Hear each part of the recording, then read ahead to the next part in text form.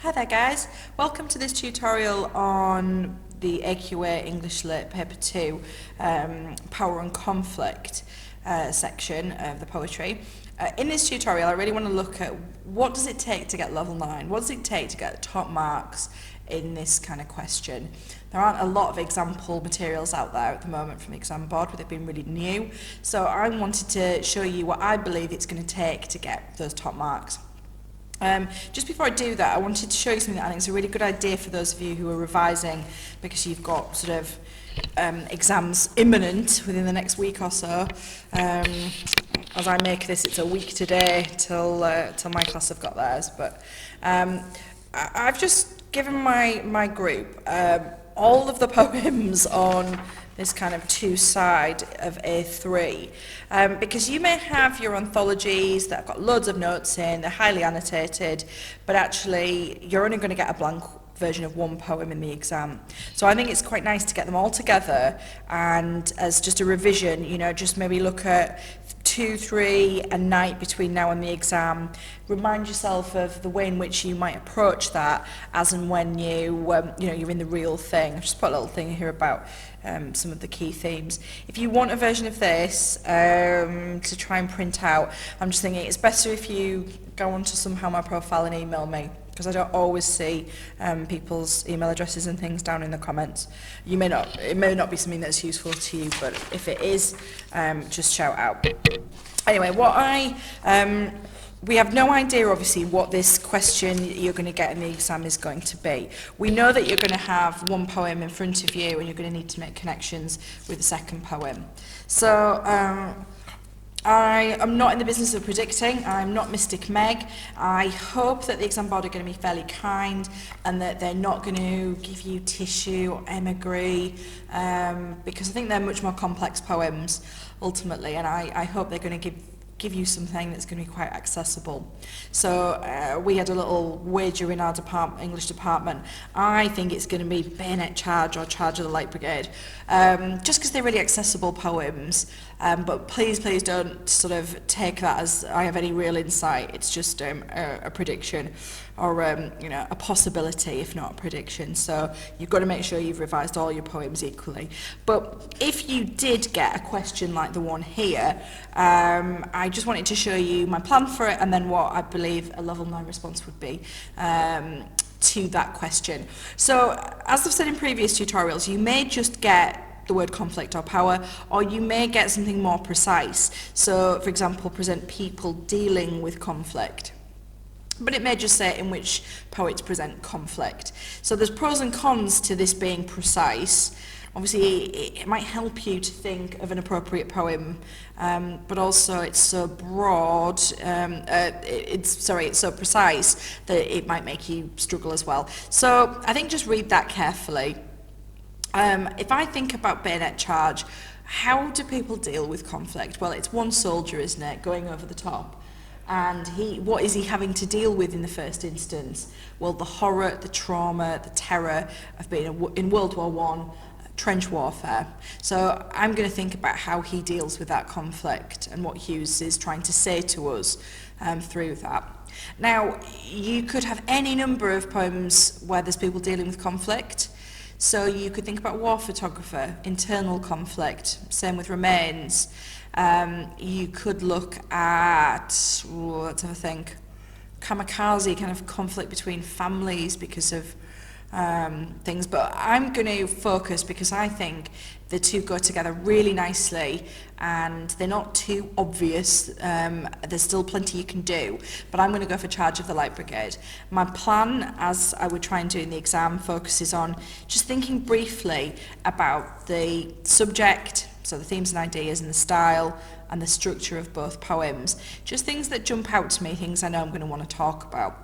I'm not going to go through this plan because I've done that, but pause here and have a skim over this if you want to just have a look at that now, because these are the things I'll be talking about in my response. Okay, so in terms of why the response below gets a level 9, I just want to show you what this is, and obviously I'm in ancient, crusty old English teacher, so I'm going to write differently to you guys, but hopefully I can explain to you the thought processes that have gone into this and why this would get so many marks if this was a response that you'd written. Great when you're looking at comparison to draw both poems together straight away from the beginning. So this idea of comparison, you're just signposting really to the examiner that you're drawing together these. So both poems offer a gritty, vivid image of the ways in which soldiers dealt with the terrible conflict they were placed in. So this is immediately evaluative. You don't need to say this is effective or this is significant to be evaluative. To me, evaluation is about choosing some really precise adjectives and using them to offer a point of view. So I could have said both poems offer an insight into the way soldiers dealt with. But as soon as I say it's gritty and I say it's vivid, I'm showing a higher level of evaluation. And I've drawn them together with a precise comparison. I'm focusing on the idea of soldiers dealing with, and again, some more evaluation, the terrible conflict that they were placed in. In Bayonet Charge, Hughes conveys the fear, panic and terror. Now this is an embedded quote here, which examiners always like, because he talks about as terror's touchy dynamite, of an individual soldier going over the top. Through his depiction of trench warfare in World War I, we learn something of the horror soldiers faced, as well as seeing that sometimes they struggle to deal with the impossible conditions.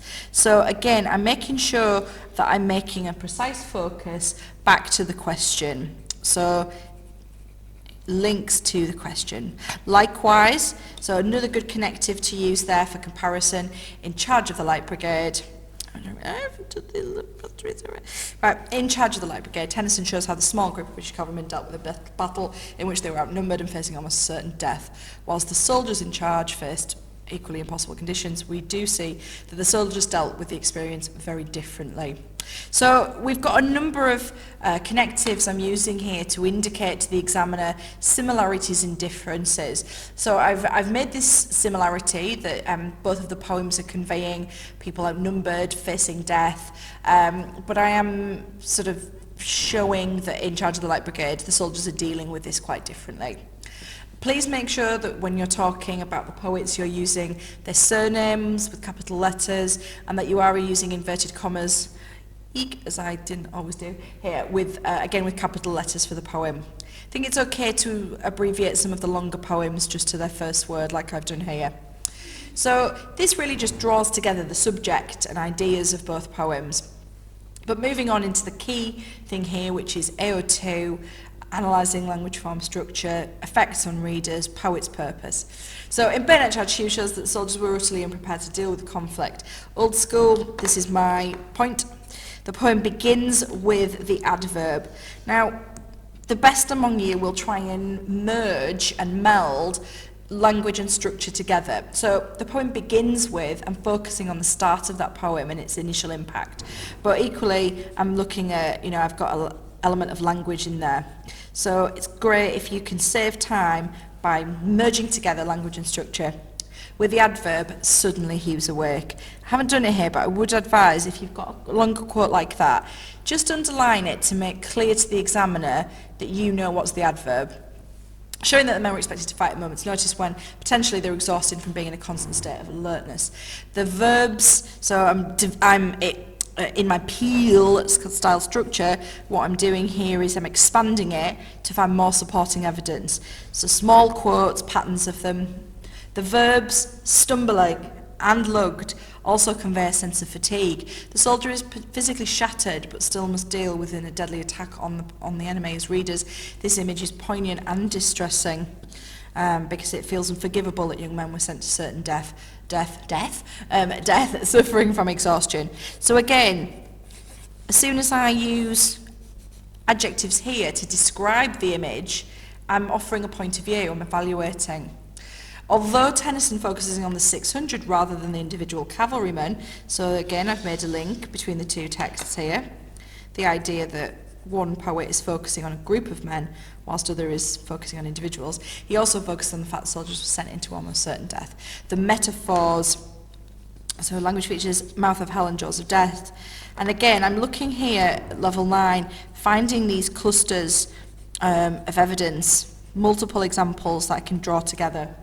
The metaphors suggest that the soldiers were being consumed by an almost devilish monster. It leaves readers thinking there'd be very little chance of the men returning. So we've got here a more imaginative interpretation of what those metaphors are suggesting. Yeah, it'd be easy to say this creates a negative image, this creates a bad image in the reader's head. Yeah, okay, it does. Because they're being consumed, because they're never coming back, being eaten and destroyed and torn apart.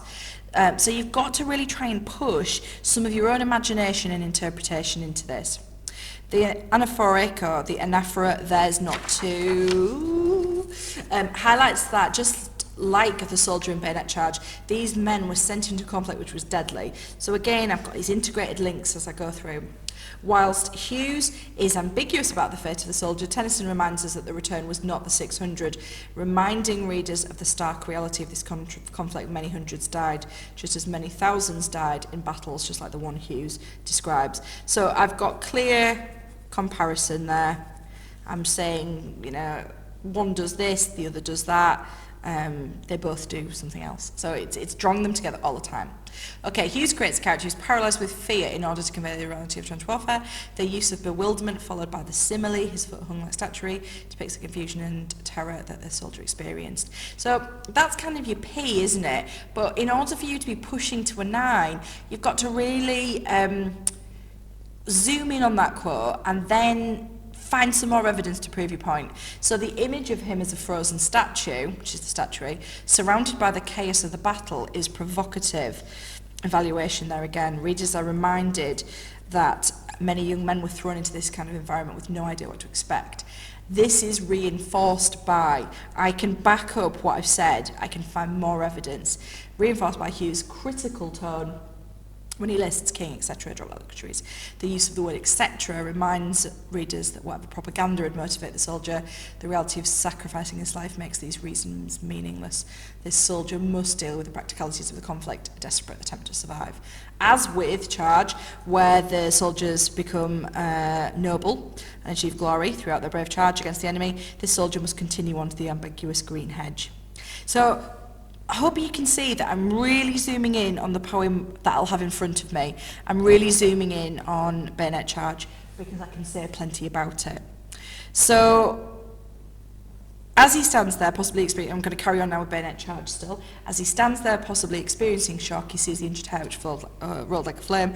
Again, we've got here some embedded quotes, again, which is just, in terms of style-wise, is much better. Through this simile, Hughes shows readers, focus on the writer doing something to us as readers.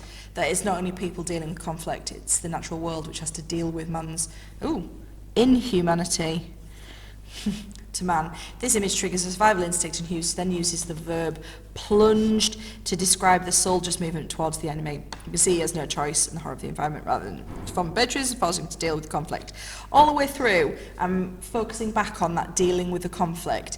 Can you see here, here we've got there's to deal with man's inhumanity to man. You have to deal with the conflict, which is to keep going. And, we've got some level 9 stuff here because I'm taking the question and just expanding from it really, saying, my question is around people dealing with conflict, and it's largely what I'm doing, but I'm just showing the examiner that it's not just people, also nature is affected. Likewise, there's a great connective where you can make those links. In Charge, Tennyson shows the resilience and courage of the cavalrymen and ends the poem, again, it's his structure, even though it's not the most sophisticated element, with the repeated imperative. So repetition and imperative, lots of structure there, to honour the Light Brigade. Clearly, Tennyson's message is that people should respect and admire the ways in which these men dealt with the extraordinary, terrifying position they were forced into. Whilst Bayonet Charge has real undertones of anger towards the causes of this soldier situation, he does not seek to glorify anyone. Hughes chooses to show the terror, the fear, and the frailty of one soldier dealing with unimaginable horrors. And I'm really, as I get towards the end of this response, I'm really focusing on what this poet is trying to do, which is to show particular things, and I've used that list of 3 there to show that I can see there's multiple purposes to the poet's purpose here. I just repeated myself there, apologies. Again, one of my 3 favourite words in any lit essay, which is perhaps, possibly, and potentially, to show that tentative understand, that you're considering things. We could perhaps conclude that it is Hughes who gives us the more realistic image of war. For most of us, facing certain death would evoke utter helplessness and fear rather than heroism and pride. It is Hughes, then, who perhaps gives readers the more enduring, appalling images of conflict, reminding us of our fragility, and by focusing in on just one soldier, humanising and personalising the true reality of war. So, this is my... You don't need a conclusion, you don't have time for it, but I've tried to evaluate the 2, of the 2, which one, not which one's better, but which one creates a stronger or more powerful effect in relation to the idea of people dealing with things. So, to conclude, this is a level 9 response, and it's a level 9 response because if it's a high level of evaluation, because it has a sustained, which means I keep it going, comparison, because of my level of analysis of language and structure and form. Though, being honest here, I've not focused on form as much as I could or probably perhaps should have done.